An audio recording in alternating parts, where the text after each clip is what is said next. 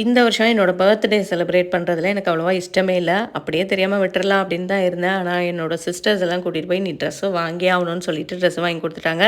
அதுக்கப்புறம் வீட்டுக்கு வந்ததுக்கப்புறம் பார்த்தீங்கன்னா, என்னோட ஹஸ்பண்ட் வந்து கொலுசு, மெட்டி இதெல்லாம் வாங்கி குடுக்க சொல்லியிருக்காங்க. இத ஏன் சொல்லியிருப்பாங்கன்னு பார்த்தீங்கன்னா, நான் கொலுசே போட மாட்டேன்.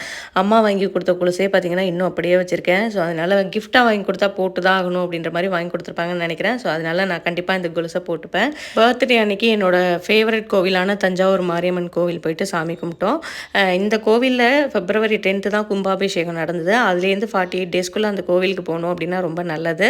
அந்த டேஸ்க்குள்ள என்னோட பர்த்டே வந்து ரொம்பவே ஹாப்பி. அதுக்கப்புறம் என்னோட ஃப்ரெண்டு வந்து பார்த்தீங்கன்னா, சர்ப்ரைஸ் பண்றதுல பயங்கரமா யோசிப்பா. அந்த மாதிரி வந்து ட்ரிச்சிலேருந்து எனக்கு எதுவுமே சொல்லாம நேரா வந்து ஷாக் குடுத்தா. இந்த மாதிரி நெறைய அன்போட இந்த வருஷம் பர்த்டே வந்து ஹாப்பியா போணுச்சு. இத வந்துட்டு நான் சுத்தமா எதிர்பார்க்கவே இல்ல. என்னோட ஃப்ரெண்டோட கிஃப்ட் பார்த்தீங்கன்னா, சாரியும், ஸ்லிங் பேக்கும் வாங்கிட்டு வந்திருந்தா. ஸோ எப்படி இருக்குன்னு சொல்லுங்க.